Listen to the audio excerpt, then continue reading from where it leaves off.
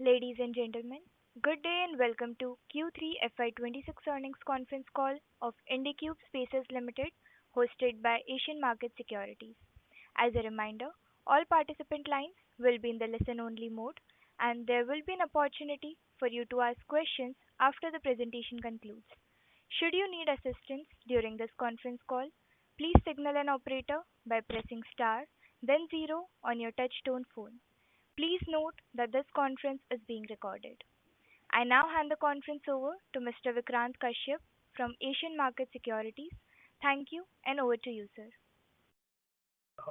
Good afternoon, everyone. I welcome you to Q3 FY26 earnings conference call of Indiqube Spaces Limited.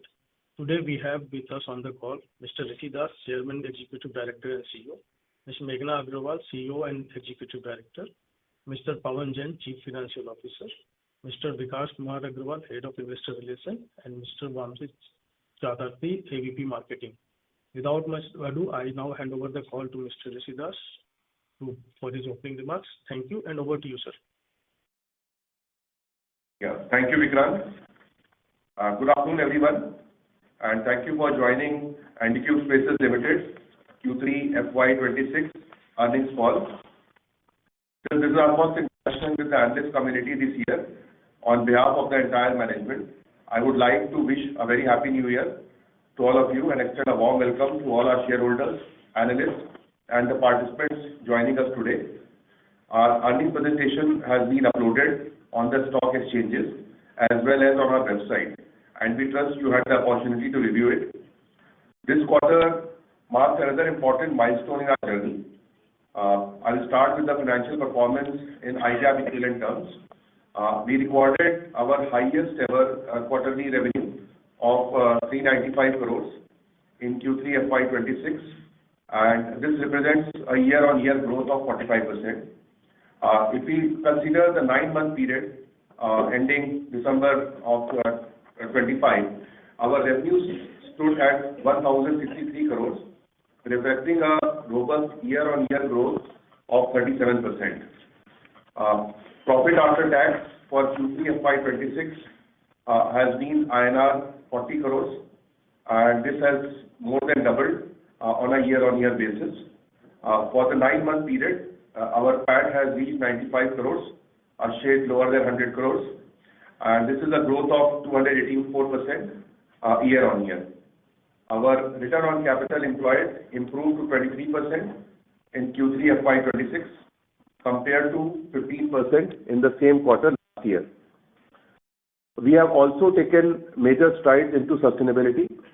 As we have mentioned earlier, we were in the process of setting up a solar farm in Yadgir, Karnataka. This has become fully operational, and we now have 20 megawatt open access solar farm running there. And this is taking care of a very large percentage of our buildings in Bangalore, which is the largest part of our portfolio on green power. Additionally, we are in the process of going live with a 4 megawatt solar farm in Lucknow. And these initiative is a key milestone in our transition towards green power across our portfolio. Some bits we will share on the market perspective. South India has been the clear front runner when it comes to commercial real estate absorption. Bangalore, Hyderabad and Chennai constituted more than 50% of India's commercial real estate absorption in Q3. Also, another interesting fact is 80% of the total GCC absorption that happened in Q3 across India happened in these three cities. So it is as lopsided as that. If we talk about Indiqube, 80% of our pan-India portfolio is down south, and we have emerged as a clear market leader in the region and as a preferred workspace partner for global capability centers. We view our dominance in South India not as a concentration risk, but as a strategic positioning that reinforces our leadership and our status as a preferred workspace partner for the global capability centers. Our strong financial performance, along with our CRISIL A+ stable ratings, highlights the resilience of our business model, the discipline underlying our growth strategy, and the depth of our long-term enterprise relationships. With that, I will now hand over to my co-founder, Meghna Agarwal, to take you through the operational highlights for the quarter. Thank you. Thank you, Rishit. Moving on to our operational metrics. Since Q3 last year, we have expanded our area under management by 1.5 million square feet, added 33,000 seats, launched 21 new centers, and entered 3 new cities. Our entry into Bhubaneswar in this quarter strengthens Indiqube footprint in the Tier 2 cities, reinforcing our position as a pan-India workspace platform. Our Indiqube bespoke offering for enterprises continues to gain attraction with approximately 66,000 square feet signed across 2 projects in Guwahati and Chennai. Our portfolio occupancy improved to 84% from 81%. However, the quarter-on-quarter metrics such as occupancy and EBITDA may witness temporary volatility, primarily driven by the scale and timing of a new rent-paying area addition in a given quarter. For example, in the current quarter, the occupancy declined to 84%. It was largely due to the addition of 7.8 lakh square feet. However, from a steady state perspective, we expect the corporate level occupancy to remain in the 80 to 85% range, and the mature centers to consistently operate between 85 to 90% occupancy range. On an annual basis, our operating metrics remain aligned with our guidance. Further, I would like to underscore that technology remains a fundamental pillar of our workspace experience. During this quarter, we have upgraded our space management module, which enables enterprises to seamlessly configure their workspace into dedicated desks and hot desks. Employees can view real-time desk availability and instantly book desks, improving utilization, flexibility, and overall workspace efficiency. Our workspace app, MyCube, has surpassed 100,000 downloads, and over 9 months, the MyCube ecosystem has been close to about 1 million transactions. The value-added services continues to be an integral part to our growth. VAS contribution overall revenue has gone up to 13% in 9 months compared to the 12% last year. And as these value-added streams scale, we see the VAS contribution increasing further. I would also like to proactively clarify a few recurring questions which keep coming. The first is, what is lease liability in our context? Now, under NDS, they arise solely from our accounting requirement to recognize future lease rentals for long-term operating leases and not from any borrowing or financing activities. They are purely non-cash and notional in nature. In our case, while the balance sheet may reflect a lease liability towards a tenure of 10 to 15 years, our actual contractual commitment to the landlord is limited to the lock-in period, which is only typically around about 3.5 years. Hence, these liabilities should not be included in the net debt or a ROCE computation as they are not financial in nature. The second is, the company is PAT positive as per applicable income tax rules and has been consistently paying income taxes, reflecting the underlying strength and profitability of our core operation. The accounting loss, which is reported in NDS, arises primarily due to the application of NDS, which requires recognition of depreciation on right of use of asset and interest on lease of liabilities. Both of these are non-cash accounting adjustments driven by accounting standards rather than operating performance. A detailed reconciliation and explanation have been provided in the investor presentation also. We remain deeply confident about the road ahead, supported by strong client demand, a resilient business model, and a continuous focus on profitability, sustainability, and innovation. With that, we look forward to addressing your questions during the Q&A session. Thank you. Thank you very much. We will now begin the question and answer session.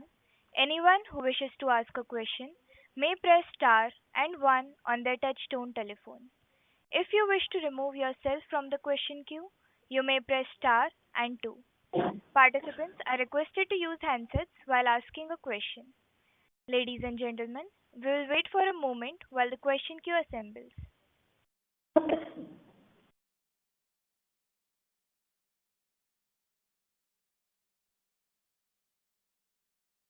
Our first question comes from the line of Adhidev Chattopadhyay from ICICI Securities. Please go ahead. Yeah, good afternoon, everyone. Congratulations, Rishi and Meghna, for delivering another strong quarter. So firstly, I'd like to ask more a strategic question on our expansion plans. Now they have gone to almost 10 million square feet of AUM. So it's based on the pipeline and the business development activities. So year down the line, where do you expect this AUM number and also your operational area to be in the next 4-5 quarters? That is the first question. Yeah. Thank you, Adidev. The thing is, as you rightly said, historically, we've added 1.5 to 2 million square feet annually, which translates to approximately 33,000 to 44,000 seats per year. And we intend to continue to operating within a similar range going forward. So if you see, currently the total signed portfolio stands as 9.55 million square feet, which is approximately about 212,000 seats. And of this, about 6.3 million square feet, which is the rent yielding area, approximately about 140,000 seats there. So this leaves already a pipeline of 3.26 million square feet, which is about approximately 72,000 seats, which is already signed and which is expected to become operational over the next 18 to 24 months. If we take this headroom, inbuilt headroom, it already provides a strong visibility of growth and should support the approximate 30% annual top line growth subject to ramp-up timelines.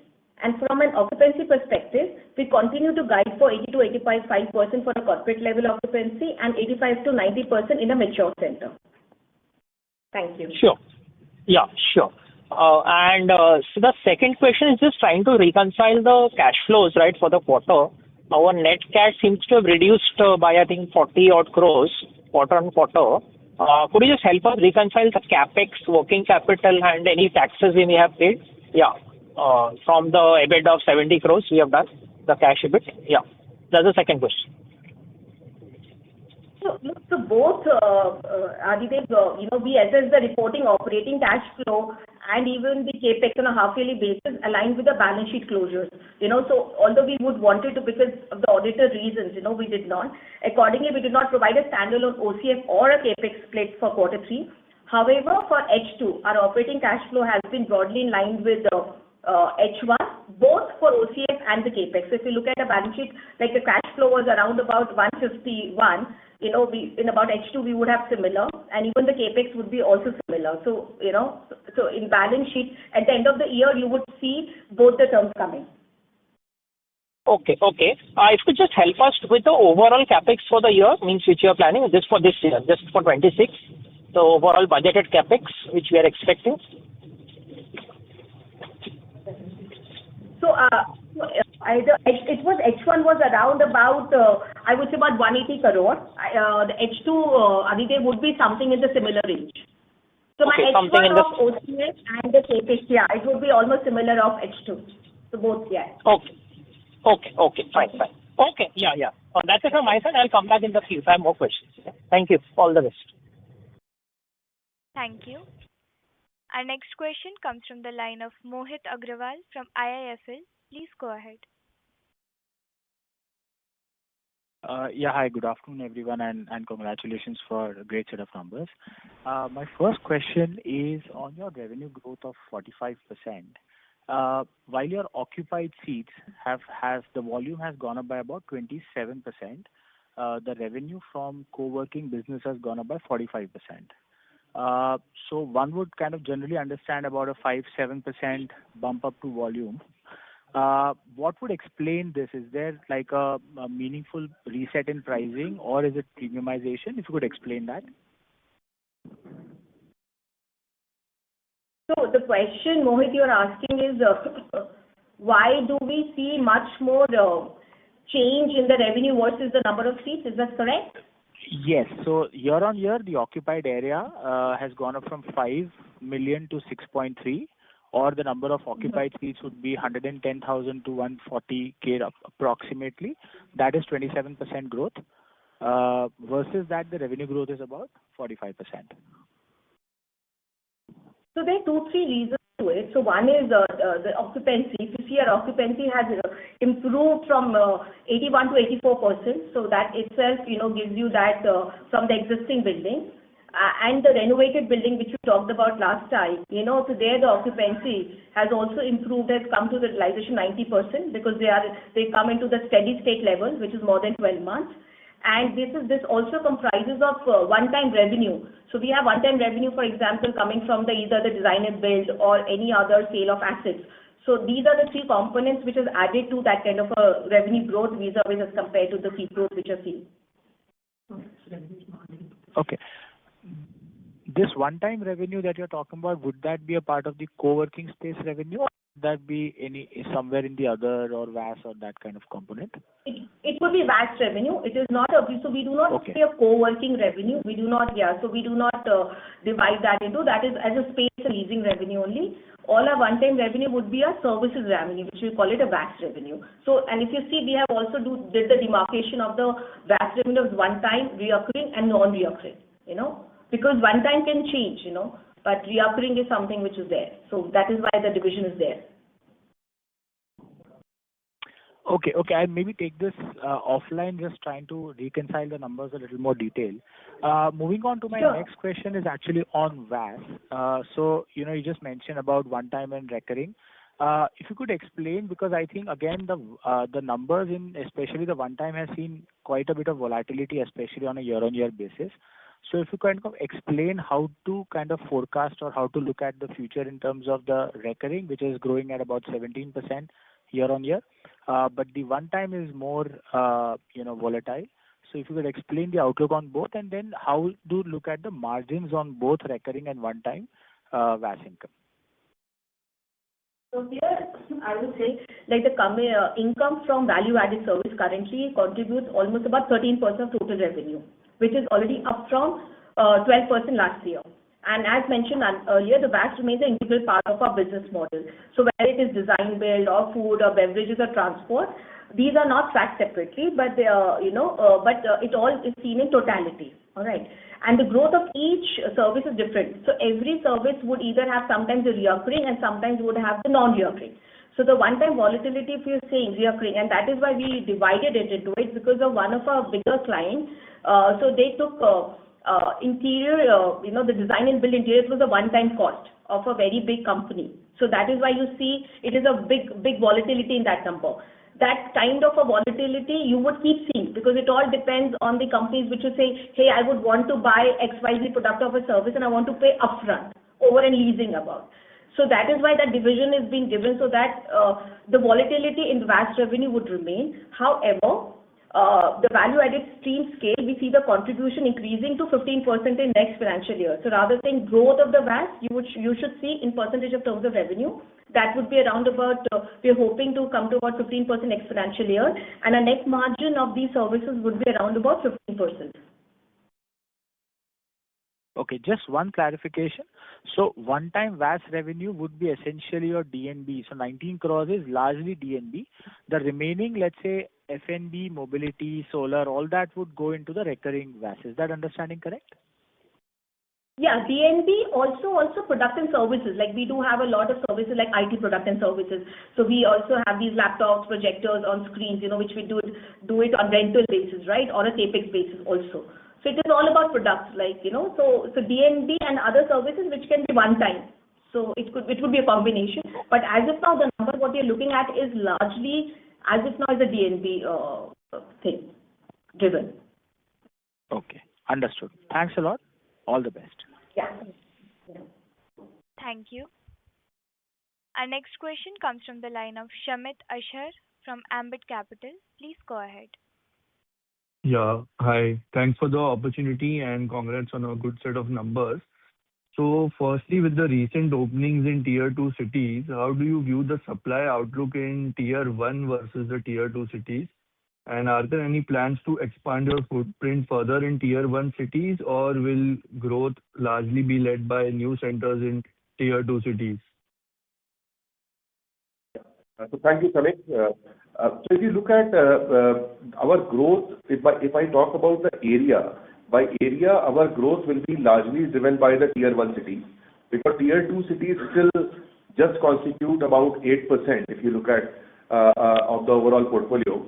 But we are growing fast there. So if you see the city additions year-on-year basis, we have added 3 cities. And the last quarter, Q3 FY2026, we added Bhubaneswar. So that was a recent addition. So we will continue on our journey to add more cities, because what is happening is today the way the work is going where people are. That's a big shift. And our philosophy of follow the talent. Wherever talent is going, we are going there. So we definitely see that our city list will continue to expand. However, most of these cities are just starting. And these cities do have a supply problem. Most of these cities have been caught completely off guard. So for example, if you see Coimbatore, we are now almost 3.5 lakh square feet, and there is no supply in that. So in these locations, we are now looking at a lot of build to suit or other options to see that how more supply can be added. And our tier 1 city expansion will continue. And tier 1 expansion again will be a combination of, one will be strengthening our presence in the micro markets which we are already there, where we have tasted success. We are doubling down on those micro markets. At the same time, we are expanding our footprint to other micro markets. Like for example, we started last quarter Navi Mumbai. So within Bombay, that's an addition that we have done. So those kind of things will happen, where we'll start making presence, and where we already have presence, we will start trying to build more dominance and scale in those locations. Yeah. Got it. And secondly, could you highlight the cash conversion number for the quarter? I'm looking for the CFO EBITDA number for 3Q and 9-month FY26. That would be helpful. Can you just repeat the question, Shamik, once again? Yeah. So could you just highlight the cash conversion number for the quarter? I'm looking for the CFO to EBITDA number for the third quarter as well as the 9-month FY26. So Sambit, that is exactly what I mentioned earlier, that both the operating cash flows and the capex, I mean, as per our auditor suggestion, it's all aligned with the balance sheet closure. So they said we would be doing at the end of the year. So in the quarter 4, you would see both the numbers coming up. But the OCF and everything is almost in kind of aligned with H1 numbers. So my H1 numbers of the capex was about 180. And my H1 numbers of OCF was also about 150 around, approximately that number. My H2, you would see the similar numbers in both. But we would be disclosing everything by end of the year thing. Got it. Thank you. Yeah, but if you are looking at OCF/EBITDA, that kind of a ratio, if you're looking at, it would be more than in 1, kind of the number you can see. But the actual numbers we would be disclosing, as I mentioned, by the end of the year. Understood. Thanks. Thank you. Our next question comes from the line of Yashas Gilganchi from BOB Capital Markets Limited. Please go ahead. Good afternoon. Thank you for taking my question. I understand that the dip in occupancy was caused by the outsized increase to rentable seats over the quarter. But how long do you think the lease-up of these seats is likely to take, and where do you see occupancy reaching over 4Q26? So the thing is, as you rightly said, it is not right to look at this business quarter on quarter, right? Because any quarter can get affected with the rent paying, significant addition of the rent paying area. But to your question, we would be maintaining at a corporate level the occupancy in the range of 80 to 85%, and my steady state centers in the range of 85 to 90. So by FY26, you would see the similar range. So we would be aligned as per our guidance. Okay, understood.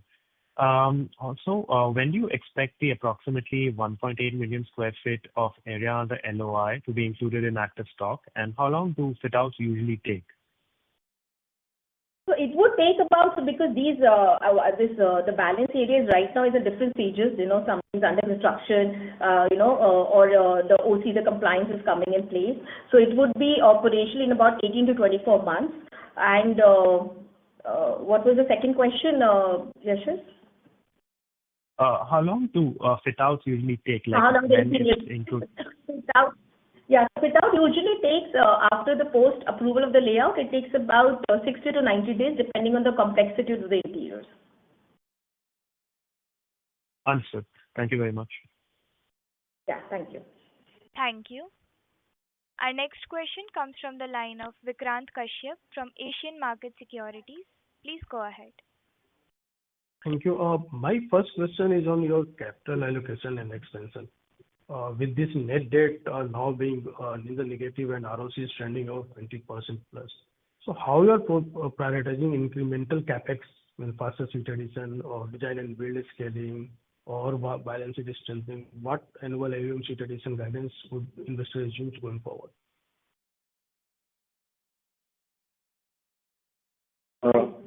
Sorry.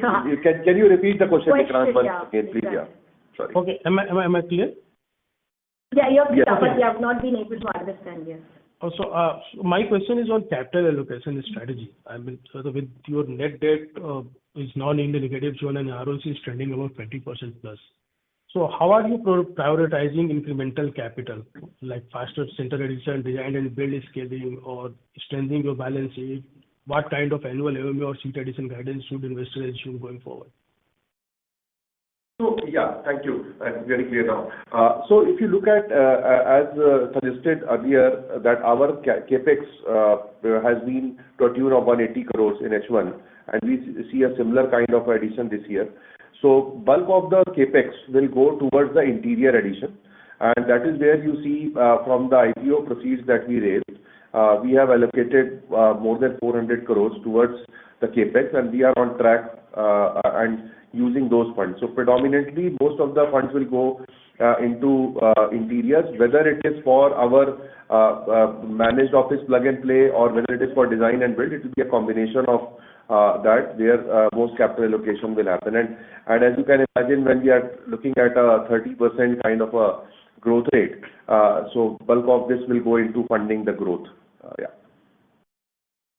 Okay. My second question is on GCCs. This is now around 40% of your client mix, and churn is also negligible. So how is the deal pipeline shaping up for 27, particularly for large enterprise mandates? And are you seeing change in decision timelines or ticket size? Anything? Are you looking more of the large deal of, say, 1,000 plus seat cohorts, or any color you can provide on that? Yeah. Vikrant, the thing is, so we do not define or track individually which all clients are large and all. Our client mix would be almost similar. If you could see the last 3 quarters and even now, it's going to be similar. And the larger deal, definitely the time, deal time definitely takes a little bit bigger or longer time than your the smaller clients, which is about 100 to 500 seats. But everything to say, like I would say, we have 1/3 of our expansion is coming from existing clients, and 1/3 is sourced from our in-house sales and business development team, and 1/3 of our expansion is going to come from the IPCs and brokers. And all this put together would put us into, as you mentioned earlier, it's about 30% of the top line growth. That is what we kind of giving the guidance for. Okay. And the last question is on the margin front. Since we have seen a strong expansion in margins, so how much of this is improvement is structural, say pricing versus batch mix or operating leverage against the cyclicality, and what margin band should we underwrite on a steady state basis? So look, so if you see already our 9-month FY26 corporate EBITDA margins are up to about 21%, which is from 16% 9 months of FY25. So there's been a margin expansion there, and we're already reflecting the operating leverage which we have already captured. And over the next 2 quarters, as we continue, the idea is we continue to prioritize growth and scale, and we do not foresee any kind of major margin expansion. So expansion would be in the similar range, I would put it.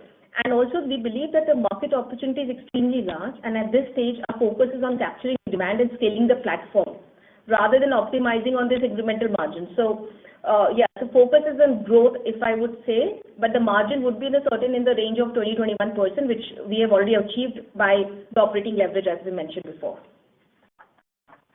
Thank you, Vikrant, and this is best. Thank you. Our next question comes from the line of Siva from iThought PMS. Please go ahead.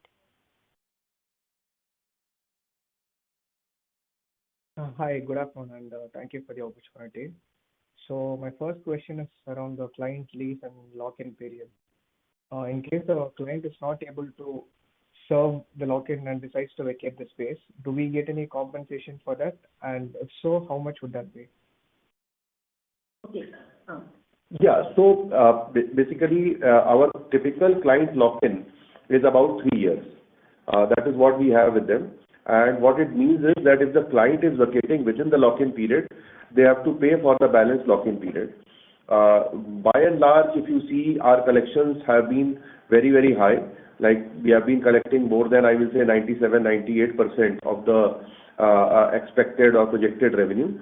But having said that, there have been instances where clients have defaulted, like typically they abruptly moved out and all of that. And in those cases, we have basically taken the legal recourse and most of the places we have been able to reach a settlement or agree on a recovery of the balance tenure.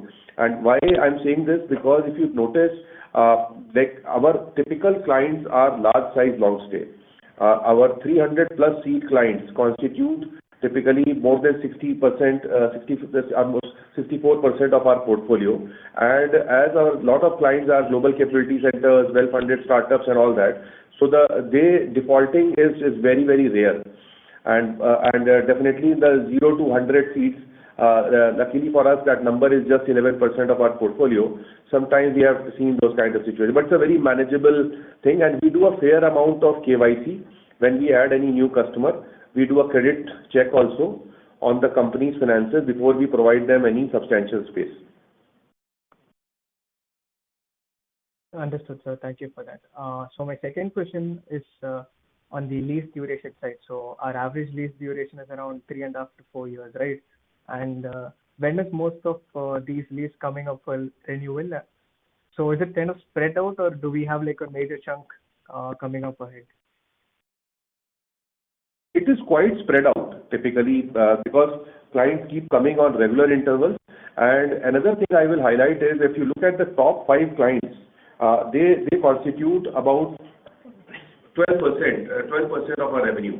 And we do not have concentration of typically one client taking the full building. We in fact don't like giving one client the full building.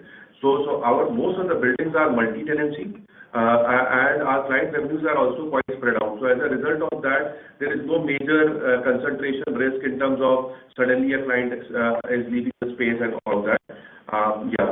So that has helped in a good form on this while. Yeah. Got it, sir. And one last question. So if you could, give us a rough figure on what our client retention is like, a percentage figure would help. Client retention has been in excess of 95%, typically, and as Meghna mentioned also, if you look at like 1/3 of our business growth, I'm talking about, comes from the same clients taking up more space.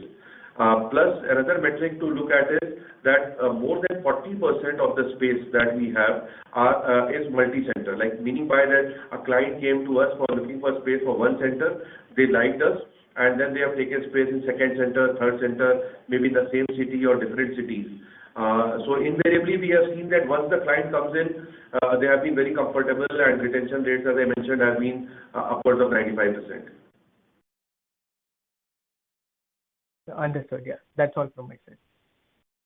Thank you. Thank you.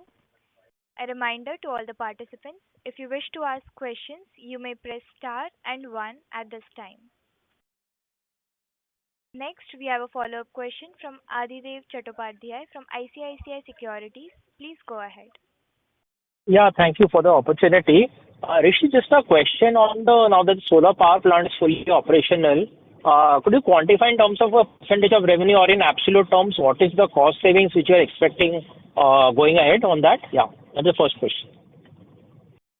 So Adidev, as I mentioned that we have already commissioned 20 megawatt now in Karnataka, and the 4 megawatt is going live in Maharashtra. We also plan to put up small plants in states like Tamil Nadu and like that.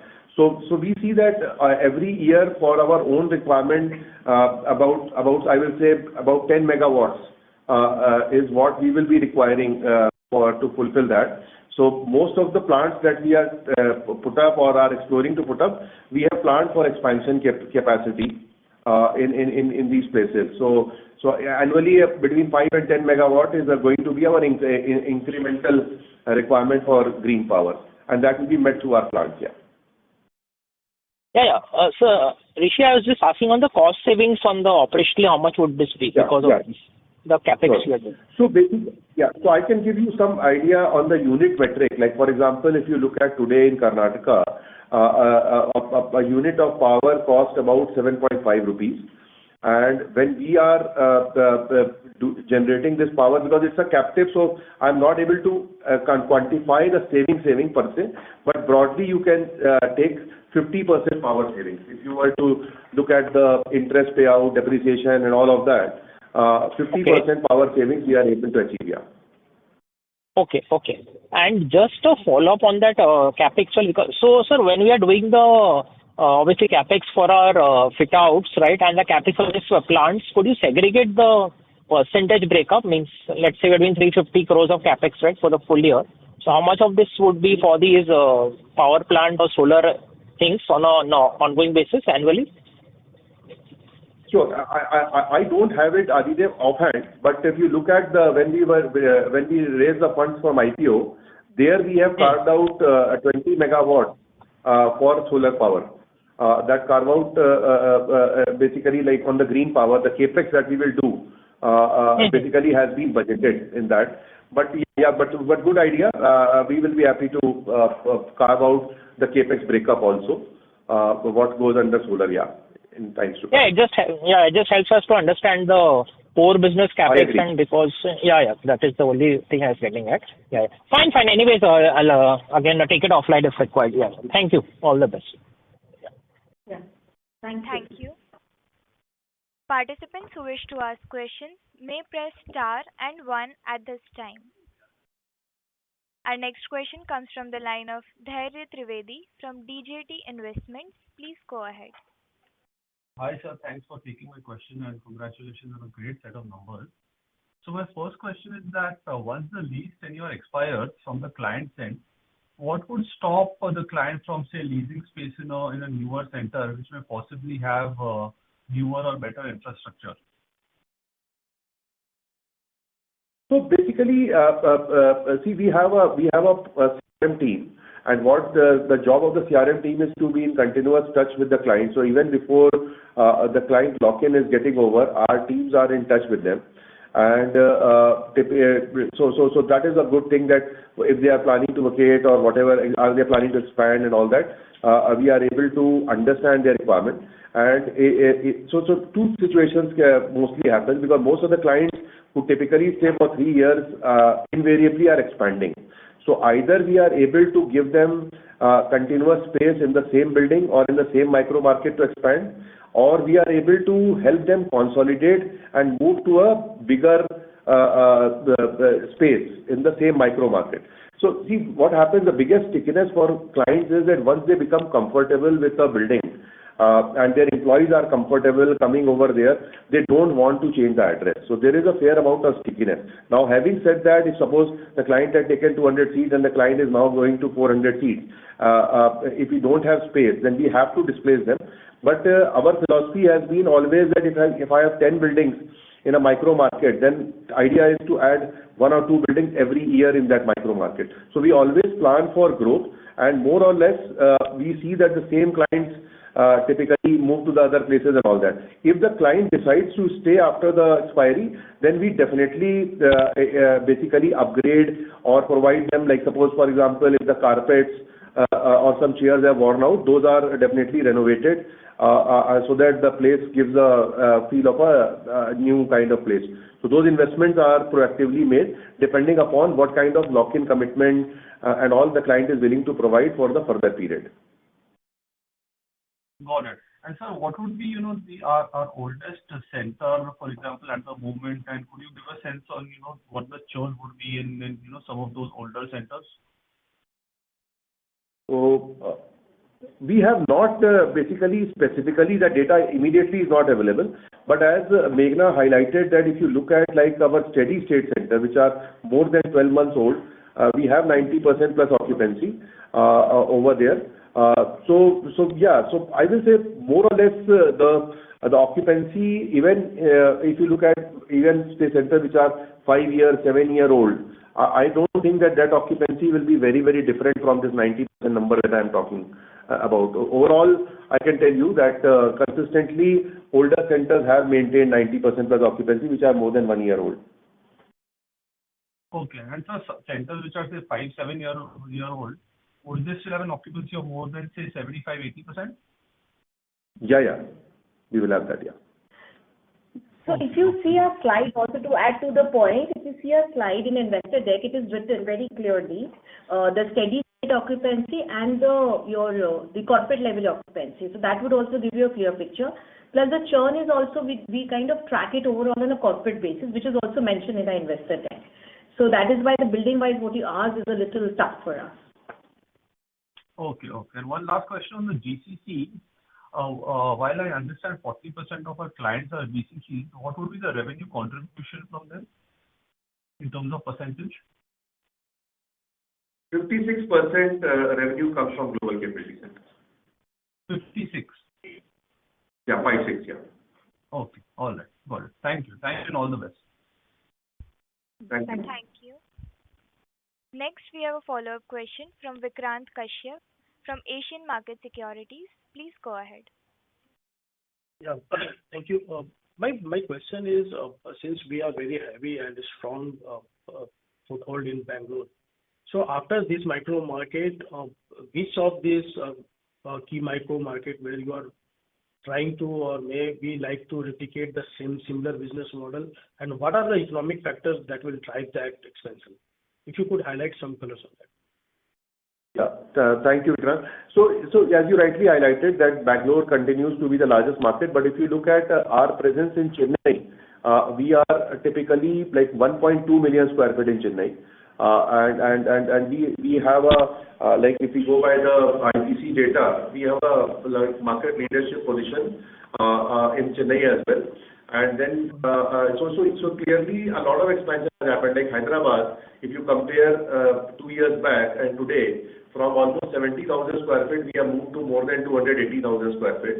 Very similarly, Bombay, where we were less than 50,000 square feet, we are now at 175,000 square feet. So clearly, these locations, like we are doubling down, adding more and more real estate over there. So that will continue. And other thing which I will highlight is that when people talk about Bangalore, we have to appreciate the fact that 20 to 22% of the total real estate absorption in India happens in Bangalore.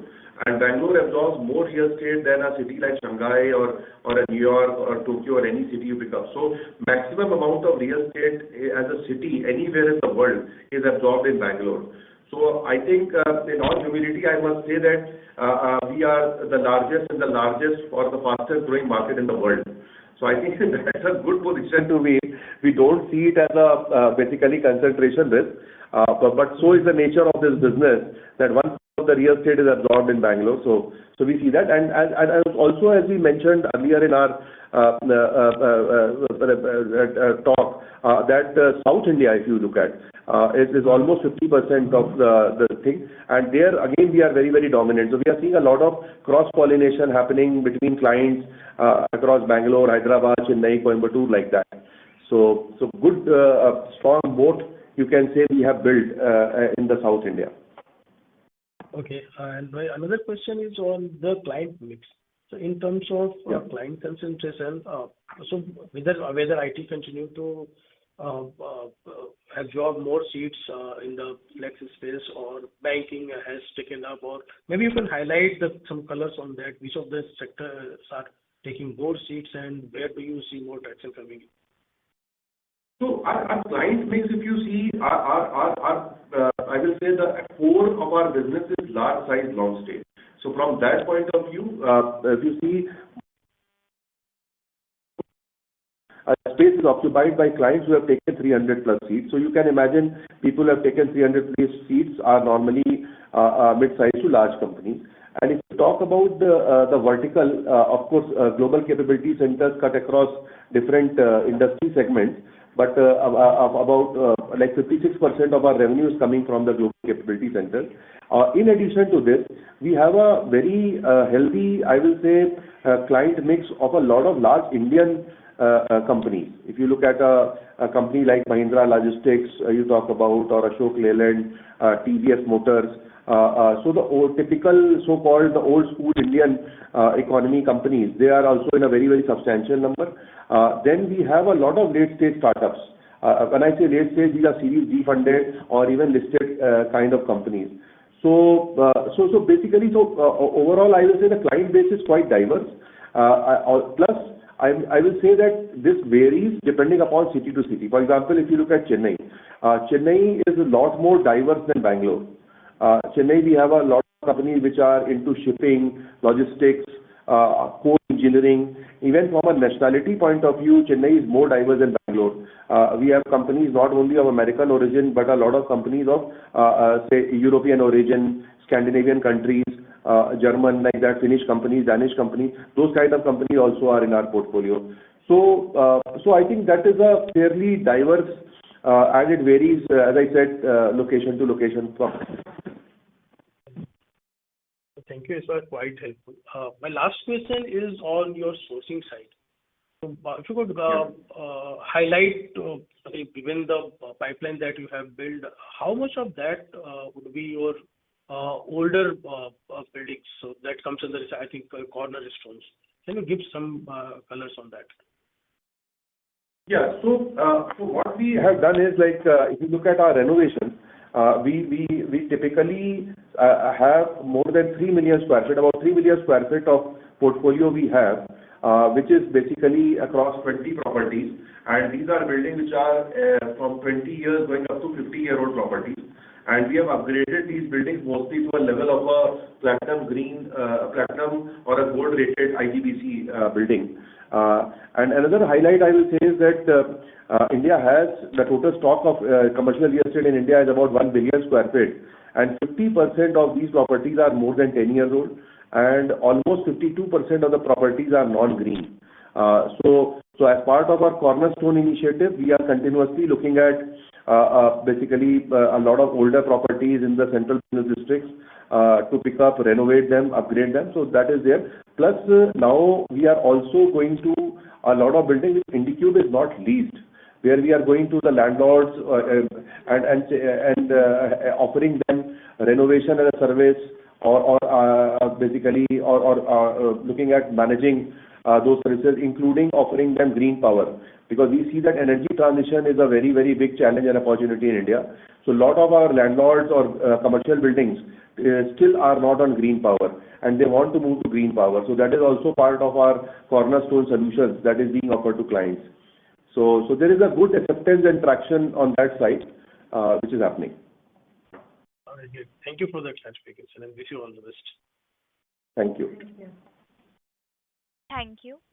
Our next question comes from the line of Saurabh Gilda from JM Financial. Please go ahead. Yeah. Hi. Thanks for the opportunity and congratulations on good set. Just wanted to discuss a bit more on your strategy for the tier 2 markets, except for Coimbatore and Kochi. Of the all 9 markets, we have probably, except for these two, we have just one centers. So from an expansion strategy perspective, do you see that should be the strategy going ahead, wherein you add 1 or 2 centers and expand your breadth across multiple markets, or do you see opportunity in doubling down in the other markets where you don't have much presence? And secondly, what share of your demand in these tier 2 cities is driven by your existing clients in tier 1, if you can quantify? So the first thing is the expansion strategy. So when you said 1 or 2 or the more, the expansion strategy, Saurabh, is built around 3 key pillars. One is the deeper penetration, then the wider presence, and the service diversification. So deeper penetration, we mean that we focus on dominating the existing market, like Koramangala, HSR, Guindy. The idea is to keep growing in those markets and do the dominance there, because the clients prefer to stay within the specific micro market when they're expanding. They do not want to change the micro market. And thus, market dominance is very, very critical to leverage and brand leadership. The second is your wider presence. Now, wider presence, to your question, comes in your tier 2. So we continue to expand selectively into the new and emerging tier 1 and tier 2 markets, because, so for example, the way we added booking, because we're constantly looking and evaluating other tier 2 markets. The idea is to start small, and when we see potential, then we grow big, test the waters and then grow big. These new cities are first tested for client demand and scalability, and once they prove, we scale rapidly, and that is what exactly happened in Coimbatore. And in the other markets like Bhubaneswar, we just started off, we'll test the waters, and if we see a lot of potential, then we'll grow rapidly. So it is testing the water strategy which is working on. And the third is addition of B2 and B2B, continuously broadening this portfolio. like F&B, facility management, solar solution. And even the recent addition of the solar has helped also to adopt the client, the renewable energy solutions. So these services sector agnostic, and they do and they do not just help us to serve the client in Indiqube, but also in the non-Indiqube. So all these pillars, we put together, and that's how the idea is to grow. So there is no one particular strategy to grow, whether it will be just tier 2 or tier 1, but it is the combination of multiple strategies to grow. Sure. That's quite clear. Just if you can quantify what percentage of demand in these cities is driven by your existing tenants in Tier 1? 90%, as mentioned earlier, also 85 to 90 is still tier 1, if I have to really put it. Only about, the balance is coming from the tier 2, tier 3 things, This is where we are currently as of now. Sure. That's all from my side. Thanks. Thank you. Our next question comes from the line of Siva from iThought PMS. Please go ahead. Hi, just had a follow-up question regarding the client sourcing strategy. How dependent are we on IPCs, and why should brokers prefer us over other players? Is it like we need to be paying higher brokerage, or any other factor is involved here? So 40% of our clients are sorry, Meghna? 61. Direct source. Yeah. So 40% of our clients are coming from brokers, to be precise, 39%, and 61% of the clients are sourced directly by us. And within this 39%, I will say about 70% will be IPCs, and then there will be a lot of individual or smaller broking firms. And we follow a three-pronged strategy by which clients come to us. Like if you have to very broadly put it, 1/3 of our client acquisitions happen directly, where the same clients basically are growing. And another 1/3 is through our business development efforts, either by our inside sales, dedicated sales team, our social media handles, where our campaigns is which our teams are doing all the time. And another third is through the brokers over there. And our total brokerage payout is about 2.1% of our revenue. And that has been fairly consistent. And we don't see that very significantly changing also in the future. Understood. But again, so like I mentioned, they do have a significant upper hand in giving out clients to operators, right? So why should one broker choose us over other players? So basically, of course, like see, there are again 2-3 factors. One, a lot of times clients are very specific about the location where they want, and not every operator may have a ready supply in that location. So one factor tends to be the location. Second is basically the services. Now what is happening, a lot of larger clients typically are using more than one operator across India. So they have comparable data. They know that what quality of service which operator is providing. So clients are also becoming discerning, where when they are floating RFP, they know what operator is offering, referenceability and all that has happened. So that is also playing a role. And then the comfort that we have built with the IPCs. Like for example, the transparency, ensuring that their payments are happening on time. There are incentives that we have created for them, depending upon, suppose early bird incentives are there over there. So I think it's a combination of all of these things. And so I think we work with all the leading IPCs across the country over there. So that typically I think is in a steady state now. There are no major surprises that we see every quarter and all that. Understood, sir. Thanks for explaining. Thank you. Thank you. A reminder to all the participants, if you wish to ask questions, you may press star and 1 at this time.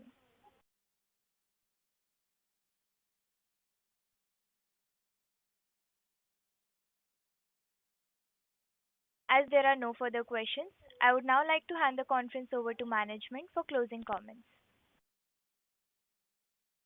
Yeah.